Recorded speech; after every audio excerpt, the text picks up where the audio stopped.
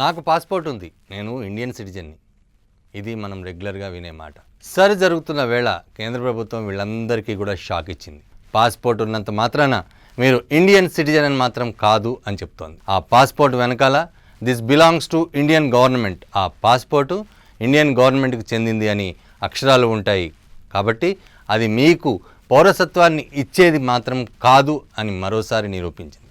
ఈ పాస్పోర్ట్ మీకు పౌరసత్వాన్ని ఇచ్చే నిర్ధారణ పత్రం కాదని కేంద్ర ప్రభుత్వం నిష్పక్షపాతంగా చెప్పింది. ఇంతకుముందే మనం చూసాం, ఆధార్ కార్డు కానీ ఓటర్ కార్డు కానీ ఇవి జస్ట్ ఐడెంటిటీ కార్డ్స్ తప్ప సిటిజన్షిప్కి పనికిరావు అని చెప్పి అటు ప్రభుత్వం కానీ ఇటు కోర్టులు కానీ చెప్పడం జరిగింది. ఇప్పుడు పాస్పోర్ట్ ఉన్నంత మాత్రాన మీరు సిటిజన్స్ కాదు అని ప్రభుత్వం అటు కోర్టు కూడా అనౌన్స్ చేసింది.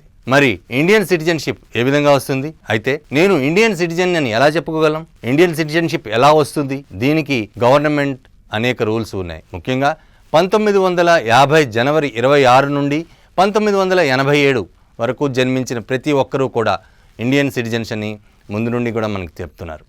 అయితే 1987 నుండి 2004 వరకు కూడా జన్మించిన ఎవరో ఒకళ్ళు భారత్లో జన్మించాలి. ఇది ముఖ్యంగా ఎవరో ఒకళ్ళు, భార్యాభర్తల్లో ఎవరో ఒకళ్ళు భారత్లో జన్మించాలని ఒక రూల్ తీసుకొచ్చారు.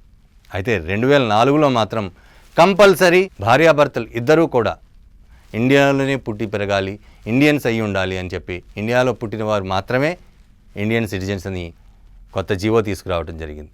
ఒకరు భారత్లో పుట్టి మరొకరు వేరే దేశంలో పుడితే వారు మ్యారేజ్ చేసుకుంటే వారికి మాత్రం పౌరసత్వం రాదు అని చెప్పడం జరిగింది. 1987 నుండి 2004 వరకు ఈ సిస్టమ్ ఎవరో ఒకళ్ళు భారతీయులై ఉండాలి, భారత్లో పుట్టిన వాళ్ళై ఉండాలి. కానీ 2004 తర్వాత మాత్రం ఇద్దరు భారత్లోనే పుట్టాలి అనే ఒక కండిషన్ తీసుకురావడం జరిగింది. ఆ జీవో ఇప్పుడు దాకా ఉంది.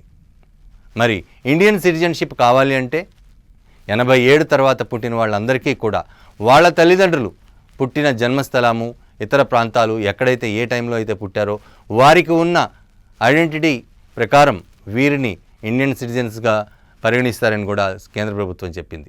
ఏదేమైనప్పటికీ ఇప్పటికీ కూడా పాస్పోర్ట్ ఉన్న వాళ్ళు సిటిజన్షిప్ అని మాత్రం ఆలోచించదు. ఎవరైనా పాస్పోర్ట్ ఉంది నాకేంటి, నేను ఇండియన్ సిటిజన్ని అని చెప్పుకుంటే మాత్రం ఈ రోజు నుండి ఆ మాట మానేయండి. Just it's identity card. రెగ్యులర్గా ఉన్న మన ఆధార్ కానీ లేకపోతే ఓటర్ ఐడి కానీ లాంటిదే ఈ పాస్పోర్ట్ కూడా. అలాగే ఇప్పుడు సిటిజన్షిప్ కావాలంటే డెఫినెట్గా మీ తల్లిదండ్రులు 87 లోపల, అంటే 1987 లోపల జన్మించిన వారే ఉండాలి. వారికి నిర్ధారణ పత్రాలు ఉండి తీరాలి. వారు మాత్రమే సిటిజన్స్గా పరిగణిస్తారని కూడా కేంద్ర ప్రభుత్వం చెప్పడం జరిగింది.